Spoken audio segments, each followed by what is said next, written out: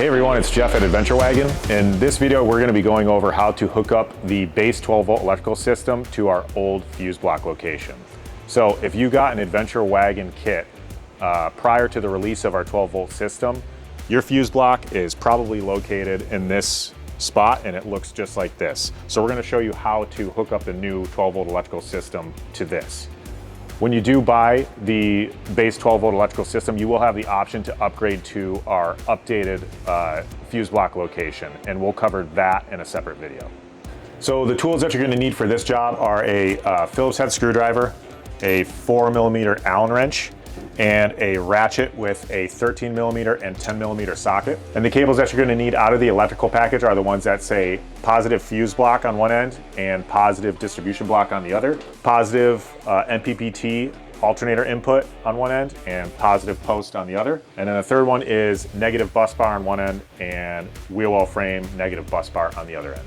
Also, don't forget to shut down the system by turning the battery switch at the front. First step in the process is to remove the lower wall panel, so you can see that we've already done that. So the next thing we're going to do is remove the fuse block mounting plate from the wall.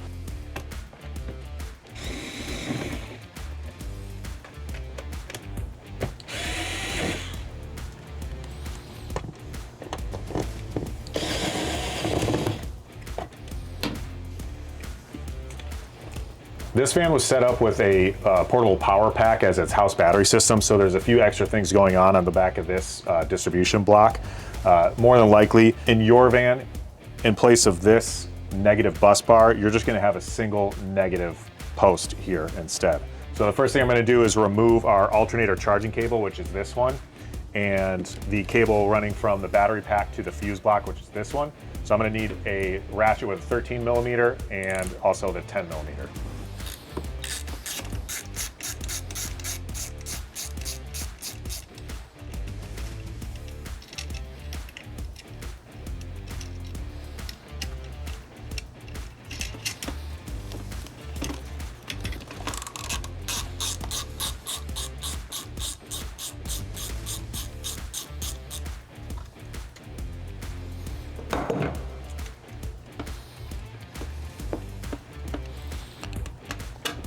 So all I did there was I removed this negative lead from the negative bus bar and this positive lead from our positive post right here.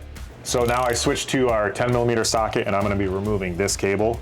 The access points for that are back on the front, so I'm going to remove the fuse block cover, and I'm removing this nut and this nut to take those cables off.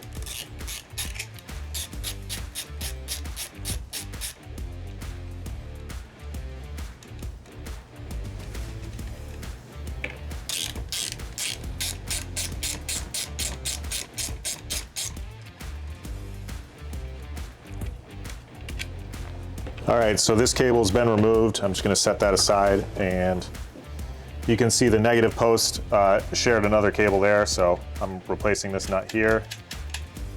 We can go back through and tighten that later, and then I'm putting the nut back on the positive post at the bottom of the fuse block.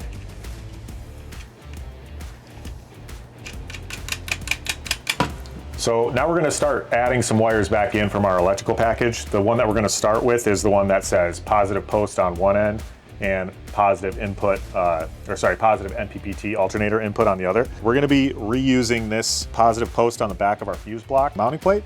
But first we wanna set this up so that these two lugs can live on this post and fit nicely. So we're gonna take this cable and we're gonna flip it upside down so that it can lay down flat and make a nice base for the other cable to stack on top of it.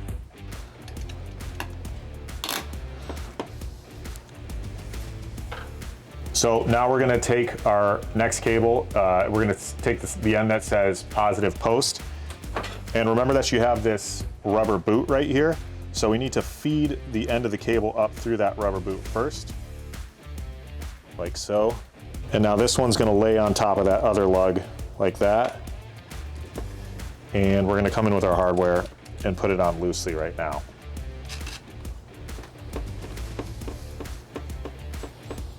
And now we're gonna do a little bit of cable routing with the new cable that we just added.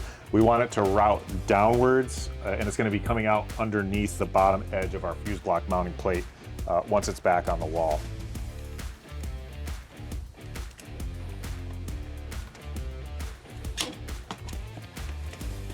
Once everything is generally pointed in the right direction there, we're gonna tighten down this nut and replace the rubber boot.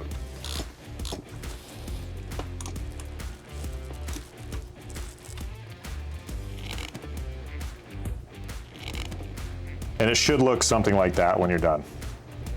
Next up, we're gonna add our negative cable here. So this is the one that says negative bus bar on one end and wheel well frame negative bus bar on the other. I wanna point out again that this particular fuse block plate is using a 4-post bus bar. You may have a single negative post. In the case of the single negative post, it's gonna be the same process that we just showed you for the positive post, where you wanna make sure that the lugs are laying down flat against each other so you can tighten the thing down. As far as cable routing goes, this one is going to come off of our negative bus bar and we're going to route it downwards just like we did with the positive post. So again, we're taking the side of the cable that says negative bus bar and we're attaching it to the negative bus bar on the plate or your single negative post. All right, taking the negative bus bar end of the cable, I'm going to feed the other end down along the back side of the plate first, putting it on this post. And you can make sure everything is tight on the negative bus bar or the negative post.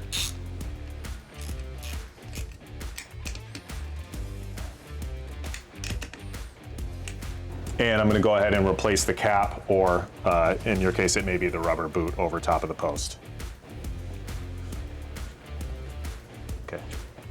So now it's time to attach the last cable here. So we're grabbing the one that says positive distribution block on one side and positive fuse block on the other. So we're going to grab the end of the cable that says positive fuse block, and we're attaching it to the positive attachment at the bottom of the fuse block itself right here. So when we attach this cable, we're going to be routing the cable from the fuse block through this hole right here, and it's going to come out through the back and out the bottom like the rest of the cables. You're going to need to switch to your 10mm socket for this.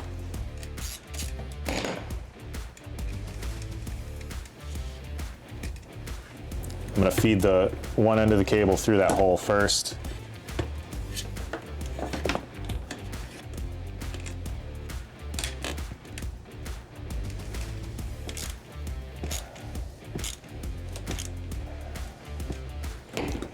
At this point, you're ready to tighten down any connections that you've made, put the cover back on your fuse block, and then you can replace the fuse block plate back into the wall. So you're going to need to go back to your Phillips head screwdriver to attach the fuse block plate to the wall. And what we're doing here is getting the fuse block plate back into position.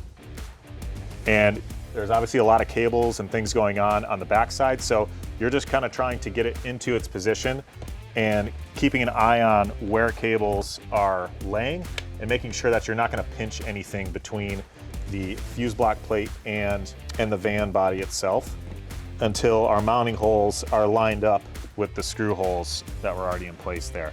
And our 3 new cables, again, they're coming out just below the fuse block plate.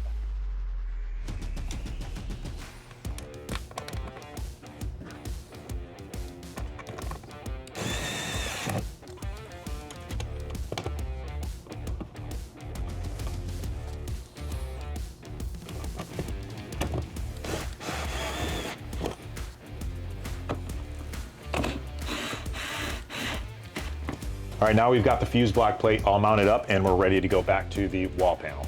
So we've got our wall panel back in place here.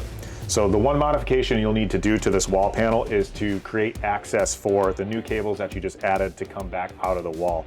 So this panel, we cut a hole here with a slot. You can do just a hole. You can do a scallop cut somewhere in this area. You can make it look prettier than this particular cut here, but the point is you just need to have some access for those cables to come out in this general area here.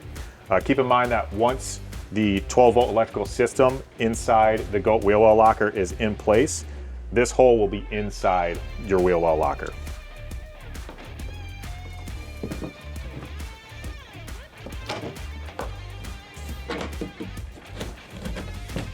And the last step is to secure your wall panel with the L-track and then hook up your electrical system, which is going to be covered in a separate video.